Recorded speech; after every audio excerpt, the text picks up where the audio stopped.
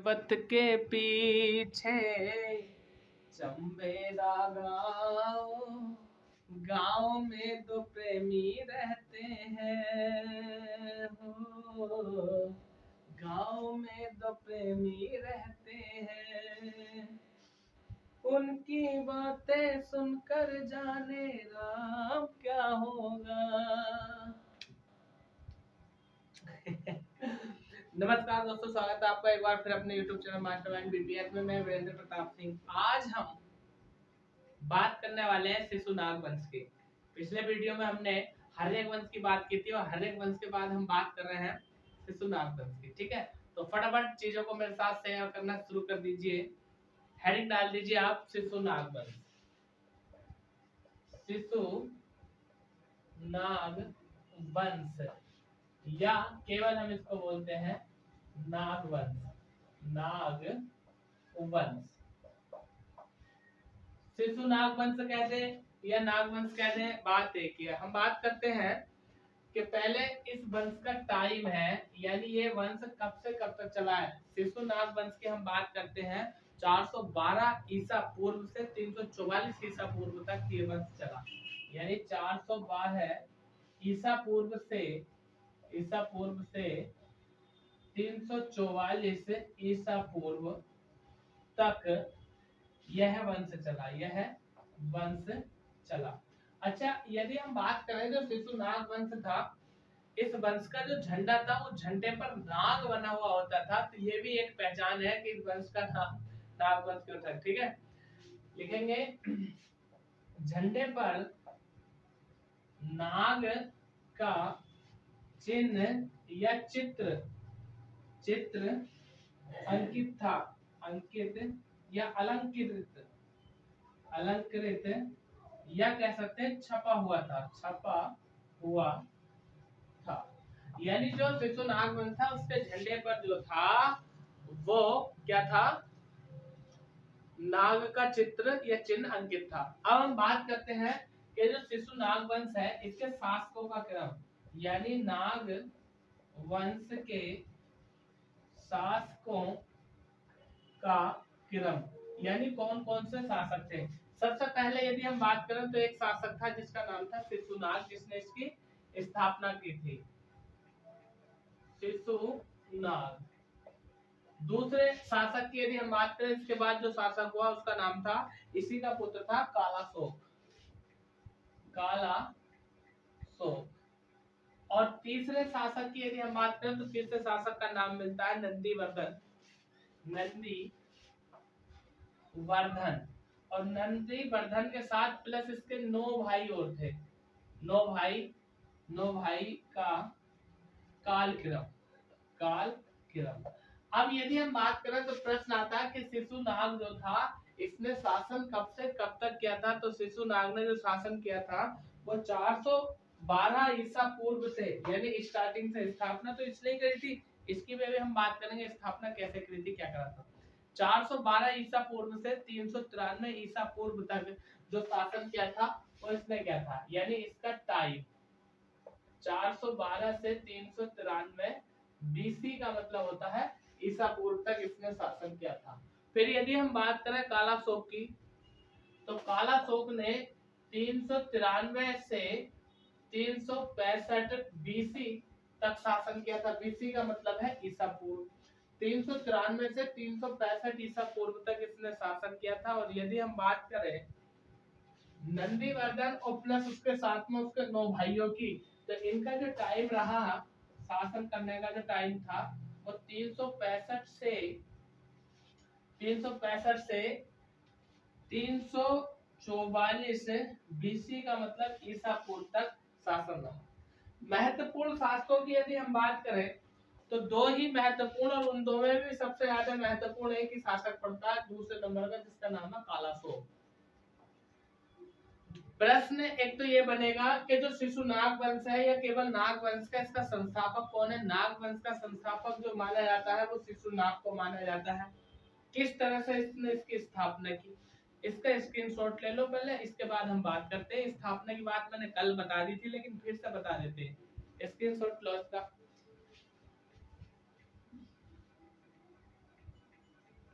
अब हम बात करते हैं कि स्थापना कैसे हुई। देखिए यदि हम बात करें नाग वंश से पहले मगध पर जो शासन था वह था हर्यक वंश का। अब हर्यक वंश की यदि हम बात करें तो हर्यक वंश का जो शासक हुआ था, जैसे बिंबिसार हुआ था, बिंबिसार के बाद उसका पुत्र अजातशत्रु हुआ, अजातशत्रु के बाद उसका पुत्र उदयन हुआ, और उदयन के बाद उसका पुत्र नागदशक हुआ। तो हर्यक वंश का जो अंतिम शासक था नागदशक, उस नागदशक का राज्यपाल था बनारस का कौन? शिशुनाग।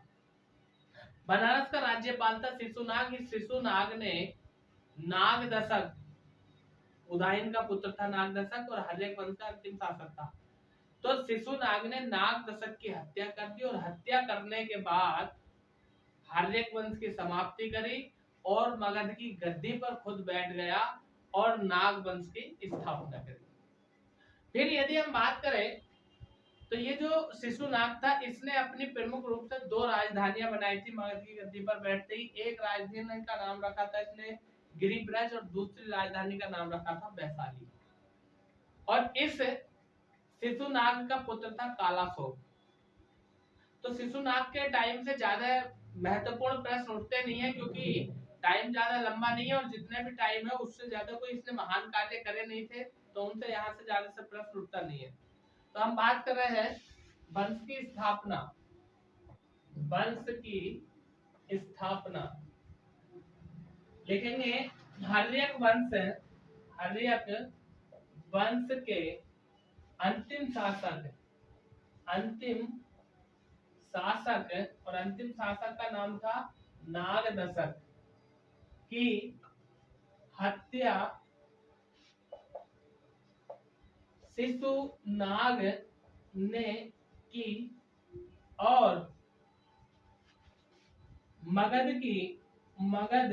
की गद्दी पर बैठ गया।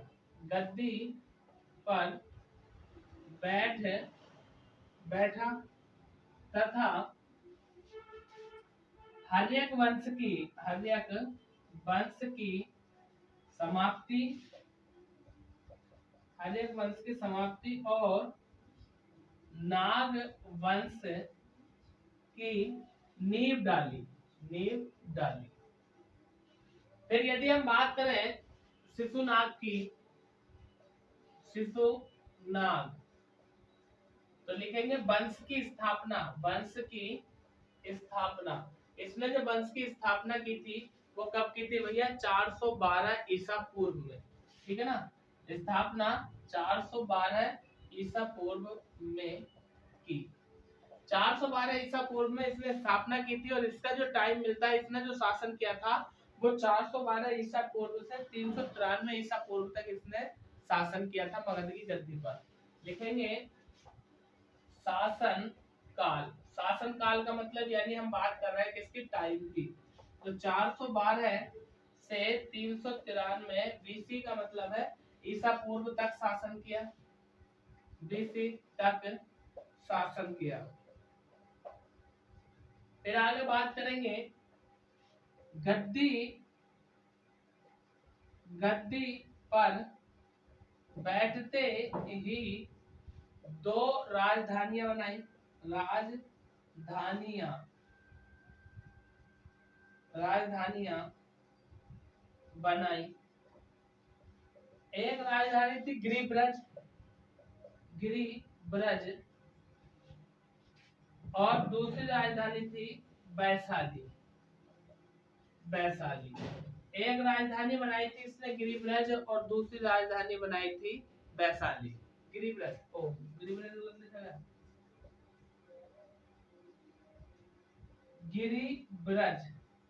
दूसरी थी वैशाली। यदि हम बात करें इसके पुत्र की तो इसका पुत्र था, एक पुत्र का नाम था कालाशोक। स्क्रीनशॉट ले लीजिए इसका। आगे चलते हैं।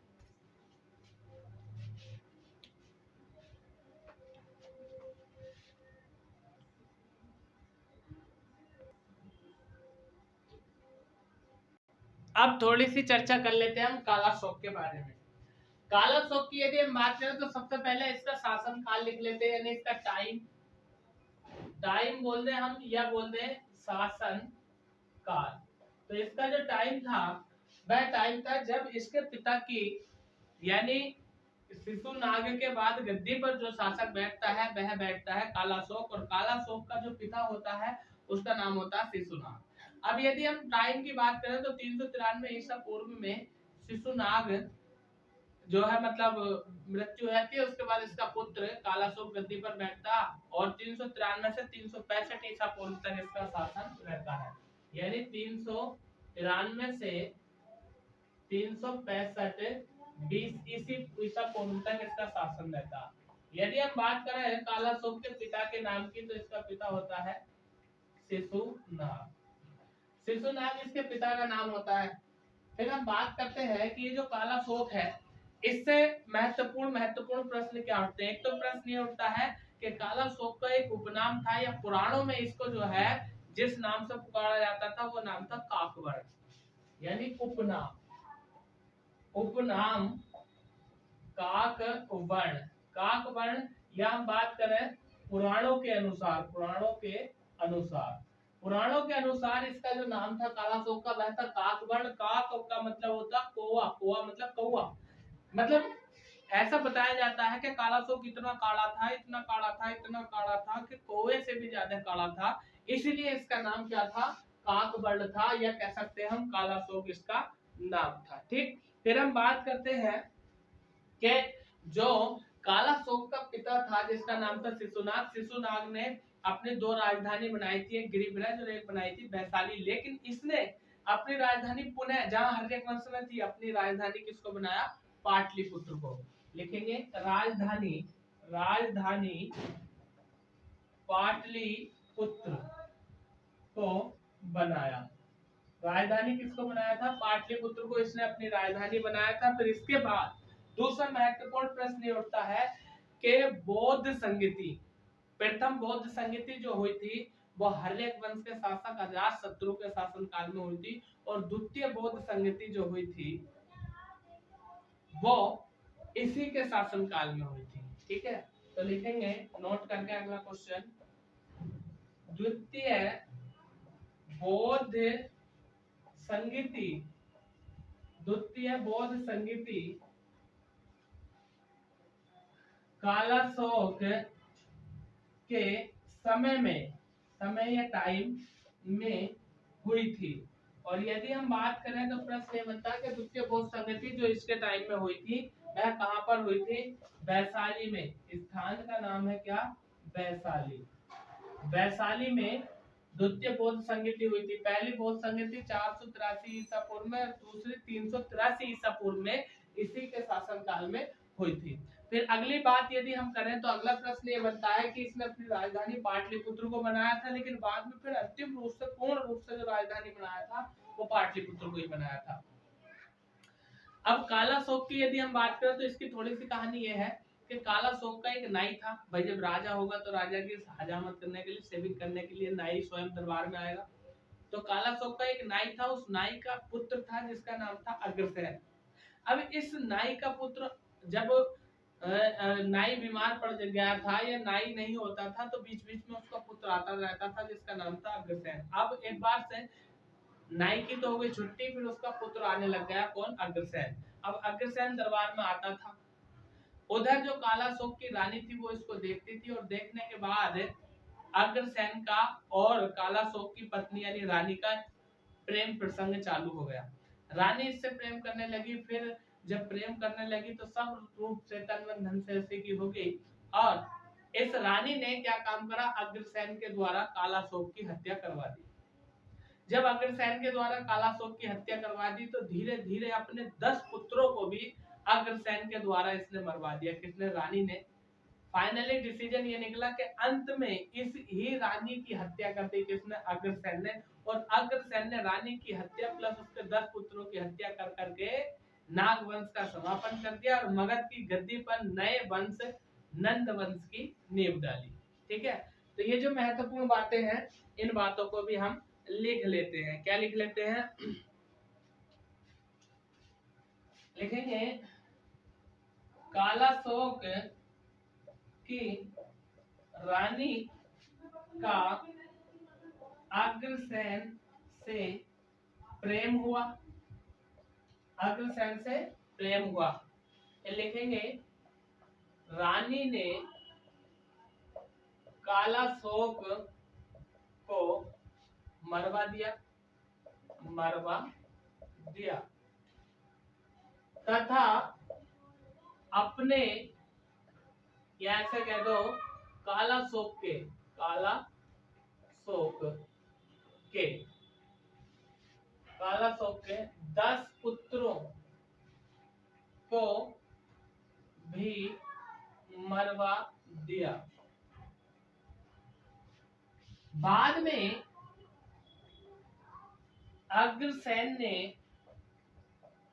रानी को भी मार दिया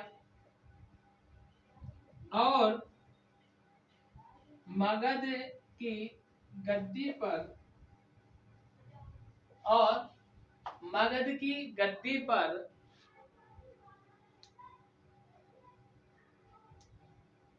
मगध की गद्दी पर नंद वंश की स्थापना की, नंद वंश की स्थापना की, और मगध की गद्दी पर नंद वंश की स्थापना की। अब यदि हम बात करें यहाँ से, तो आप लोग जानते होंगे कि नंद वंश का संस्थापक जो कहा जाता है वह महापद्म नंद को कहा जाता है। एक इतिहासकार है जिनका नाम है काटियस। इतिहासकार काटियस ने बताया है कि यही अग्रसेन जो था महापद्म नंद था। तो नेक्स्ट हम बात करेंगे नंद वंश की, और नंद वंश की बात करने से पहले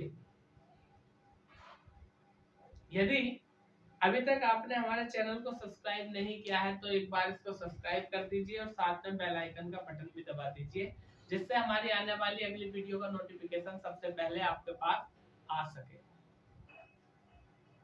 स्क्रीनशॉट ले लो इसका, लेकिन वीडियो को लाइक करो, चैनल को सब्सक्राइब करो।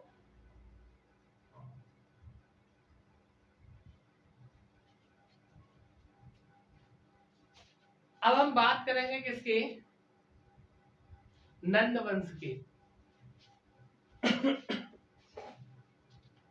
हाँ स्क्रीनशॉट ले लो भाई, स्क्रीनशॉट ले लो।